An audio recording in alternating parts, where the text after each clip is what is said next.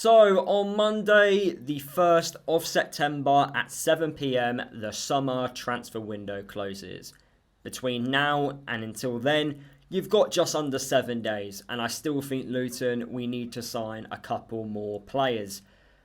In this video, I'm going to tell you what areas of the pitch Luton need to recruit some players in, and also talk about the latest transfer rumours, because in the last 48 hours, Luton have been linked with 3 players, and 1 out of the 3 I'm only happy with. So I will briefly give you my thoughts on those rumours. Before I go into detail on today's video, please smash that like button for me. It helps the video perform better on YouTube. Let me know what areas of the pitch Luton need to look at down in the video comments. And if you are new to my channel, please subscribe. I'm trying to hit 6,000 subscribers before the end of the year. I make Luton and EFL content. So the areas which I've decided that Luton we need to sign some players in are left back or left wing back, and at least another attacking player. Whether or not that is a left winger or a right winger, we need another winger at this football club, and I'm going to explain why. So regards to the left back and left wing back role, we've only got Cohen Bramall, who's a natural player in that position. For me, since the Premier League season, we've only had 2 left wing backs then, and that was Alfie Doughty and Ryan Giles. Since Ryan Giles has left this football club in January of that Premier League season, we have not had 2 left wing backs or 2 left backs at this football club. We were relying on Alfie Doughty to stay fit for the whole time. The backups were Joe Johnson, who is an academy lad, and I know a lot of people are very strong on giving academy players a chance. So am I, but only if they're good enough. And from what I've seen from Joe Johnson, I don't think he's ready. I don't know if he actually would have gone out on loan if he'd never picked up that injury against Southend. But unfortunately, we're not going to be able to play him until, I don't know, maybe December time. It's unsure on the return date for Joe Johnson. So we need another left wing back. I can speak on behalf of a lot of Luton fans. We are tired of seeing Ali playing as a left wing back. I would love him to play further forward. I'm starting to get a bit tired of having players playing in a position where they're not actually natural at it. You know, when you've got Gideon Kadir, as he now goes by, and also Nigel Longvike, they are not natural in those positions. So we want natural players playing in their natural positions. And right now, we've only got 1 natural left wing back and left back in Cohen Bramall. We can't rely on him to stay fit throughout the whole season. And we're still trying to build him up to match ready, basically. So we need another left wing back. We need competition on that left-hand side. Cohen Bramall shouldn't automatically be a guaranteed number 1 starter. I always feel like when you go into a football season, you should always have 2 players in every position. And right now, Luton don't have that, especially on the left-hand side. So that is the first area which I think Luton, we need to add another body in. We need someone to fill and provide a bit of competition and just protect us a little bit. Otherwise, we're going to have the same problems, which is playing players out of position, which I know not many people are a fan of. There's been a lot of talk on the opposite side of the pitch in the right wing back, right back role. I don't personally think we need to sign another right back or another right wing back, because we do technically have 3 players that can actually play that in a natural way. So we've got Walters, we've got Isaiah Jones, and we've also got Hakeem Adofin. Unfortunately for us, all 3 of these players are injured. I'm unsure about when Walters will be returning back. They did say it was only a minor injury. Hakeem Adofin has been predicted to come back October time. Hopefully it's a lot sooner than that. And of course there is still a question mark over Isaiah Jones. Isaiah Jones, there has been a lot of talk about pushing him further forward because he does have a lot of attacking qualities. But realistically, he is also a right wing back, so he does fill that spot. Walters is still young. There is still a question mark actually on whether or not he's ready for first team football, especially in League One. It's hard to predict because he keeps getting these little minor knocks that's setting him back. He needs to try and remain fit and have a consistent run in the team. Of course, against Peterborough, he did not look good in that game. So, yeah, I still think there's still a massive question mark on Walters, whether or not he's ready for the first team or if he needs to go out on loan to a League Two club or maybe even further down the pyramid. And then Hakeem Adofin, although we've not seen him play, he is someone that is basically a Cal Naismith. He is a younger version of Cal Naismith. He can play as a centre-half, a centre-mid, right-back. He's actually quite natural in playing multiple positions, so he can also fill that right-back spot when he eventually comes back to full fitness. Reason why I didn't mention that Cal Naismith can play left wing-back or left-back in this case, in this video, is because I just don't know if he's got the legs for it, although he can fill the spot. In fact, a lot of these players which we've got in our team, in our squad, they can fill roles. You can fill a position for 20 minutes, for 30 minutes in a game, no problem. But you're not natural in that position. Like, for example, I think we had Zach Nelson play as a right wing back against Wigan for about 20 minutes. You can fill in for a short period of time, but you can't do that on a week in, week out basis. And we've already seen that with some players already, with Ali, with Nigel Longvike, having to take these players off at half time because, unfortunately, down either side of the wings, they're not great against whoever we are playing against. There are some moments they can be, there's some moments they can't be. You get inconsistent performances. That's the problem. And right now, that's exactly what's happening to Luton. We've got a really inconsistent start to this season, and also we look unbalanced because we're playing players out of position. So we need to solve this problem and get more players natural in their own position to play on the pitch. So hopefully we get that looked at. But because I feel like we've got 3 players that can actually fill that role, I think if you sign another right wing back or another right back, you're going to give yourself a problem where there's going to be too much competition, especially when they are all fit at one point.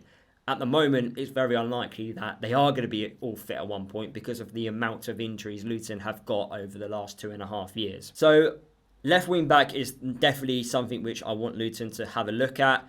The other area of the pitch is bringing in a wide attacking player, another left winger or right winger, or someone who can actually play both sides of the pitch, like another Ali, for example. I feel like we are lacking depth in those particular areas, and I do think if we do sign another left winger or another right winger, we can then change the formation quite easily. This is what I want Luton to do, because if you can bring in players that can play multiple positions, that gives you tactical adaptability in playing multiple different formations.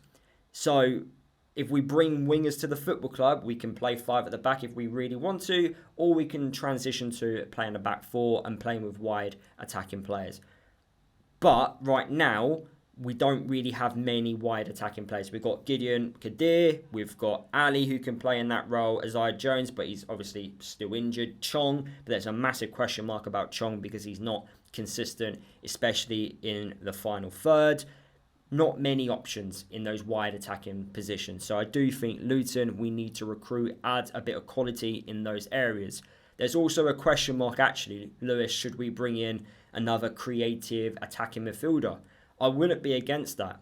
I really wouldn't be against that because I think right now, as everyone knows, creating chances has been a problem since the start of this year. I disagree about signing another striker because that won't solve the problem. Right now, the problem is we're not creating enough chances. So how is a new striker going to get those chances? We've signed Jerry Yates. I know a lot of people are criticising him already, which is fair enough. I will give him more time. I think the new signings at least deserve that. But right now, he hasn't had many chances. And that's because we're lacking that bit of creativity in the midfield. I do think the midfield's the problem right now. I think if the midfield can actually get its act together, we might stand a chance at doing something special this year. But right now, I personally think we are a million miles away from doing that. We've got so much improvement which we need to do in order to even achieve a playoff position, in my opinion. From what I've seen, I wouldn't be confident in finishing in the top 6 this year. We need to do more. We need to add a lot more consistency to our game, and we need to create a lot more chances. So an attacking midfielder would definitely solve that issue for me personally. But my biggest concern is not signing the players in. And I think this all comes down to our squad is far too big. If you didn't know, the squad is absolutely massive. So from my understanding and from talking to people and close to the club, we've got too many players. And we need a couple of these players to leave in order for us to try and bring these players to the football club. We can't sign players until these players go, because we're not going to pay a player's wages if he's not going to play. That's basically it. We're not going to have more players at the football club and pay these players and not include them in the final squad. We're just not going to do that. So we need to offload these players. And the players that I'm thinking about offloading straight away, it's got to be Tom Holmes for me. He's not going to play, is he? Nakamba, so that's 2 players. People keep talking about getting rid of Chong. I think Matt Bloomfield likes him. From what I keep reading, I think Chong is going to stay. I think Ted and Menji is also going to stay. So I don't see these players leaving anytime soon. And also Woodrow as well. So Holmes, Woodrow, and also Nakamba. Those are the 3 players that I think Luton will get rid of before the deadline is done and dusted. We'll have to wait and see over the next 7 days, but we need to do a lot more moving out rather than moving in, because we can't bring these players to the club if we keep the same current squad. It's basically what I'm trying to say. So let's move on to the players that Luton have been rumoured to be signing over the last 48 hours. So the first player goes by the name of Armando Dobra, who currently plays for Chesterfield. He is a 24-year-old attacking midfielder who can also play as a left winger and also as a right winger. So this could solve the issue which I believe we have up top in our creativity, and also gives us an option to play him out wide as well. Looking at his stats, he's done very well across the last 3 seasons for Chesterfield. He has played in non-league and he was part of their promotion winning team to League 2. So in his first season at Chesterfield, he got 12 goals. In his second season, he got 10 goals. And in his third season, which was in League 2, he got over 10 goals as well. So he's someone that is regularly available. He's played a lot of games over the last 3 years, and he's also scoring goals. Currently, this season, he's played 6 times for Chesterfield in all competitions, while also scoring 2 goals.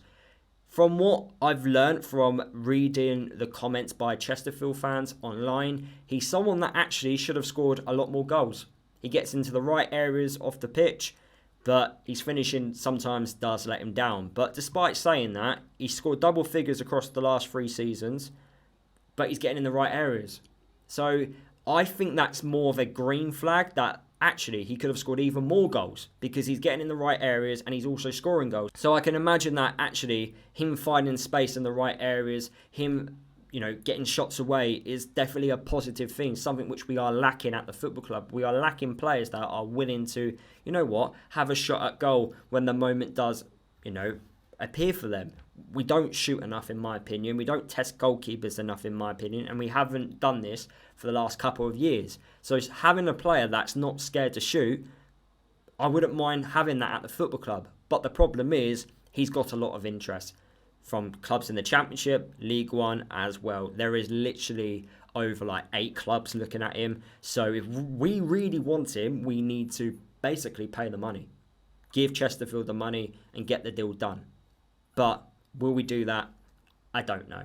Talking about receiving money, actually, James Justin, he's gone to Leeds for £10 million, which has been reported. There is a sell-on clause. From what I know, it's 20% Luton get. So that would mean we get at least, 2 million of that 10 million from Leeds. So I'm expecting that to, I'm expecting Luton to invest that money. I don't know if Luton are going to invest that money. I'm not bothered about Luton spending money. I'm bothered about the quality which we bring in. If the quality cost us absolutely nothing, then we've done some good business there. But spending money also doesn't guarantee quality, is basically what I'm trying to say. I just want players through the door that will basically help us achieve what the club's objective is. And if they cost not much money, then happy days. If they cost a lot, then they cost a lot. We just need to make sure we bring the right players through the door, have 2 players in every position on the pitch. That gives us a competitive edge about our team. And yeah, we don't have any question marks on the pitch. So we are fine. We're not worrying about anything in the first half of the season. That's basically what you need to do in the summer window. But yeah, whether or not we spend that 2 million, I'm not too sure. So the second player that Luton have been linked with over the last 48 hours is a player that goes by the name of Toyosi Olusanya. I think I've said that massively wrong. I do apologise. But he is a striker that currently plays his football over in Houston in America. I'm a bit confused about this one, and I'm being honest here, I'm not exactly excited by it. Really lacks goals in his game. He's 27 years old. He turns 28 this year. He's hardly played in his professional football career, which really gives me loads of question marks. He's not playing in America. The only time he's ever scored goals is in Scotland for St Mirren. I'm not exactly excited by this signing. In fact, he played in the Scottish Premiership last year and scored 12 goals in 38 appearances. So I guess I need to ask St Mirren fans what he's actually like. But let's just say I'm not exactly excited by this. He hasn't played too much football over in America. I don't get my head around this one. I don't know how true it is. I did read the article that said Luton were linked for him, but the article pretty much basically was saying Luton lack a bit of firepower up top, and basically this player would be the ideal replacement or the ideal solution. That's basically what the article was saying. I just think they just put Luton in the article because of that reason, rather than actually there's legit interest. So I don't know how true this rumour is, but I hope it isn't true, because let me just say he's not giving me any confidence that he would help us in any way. And I also don't think we need a striker, as I've already mentioned.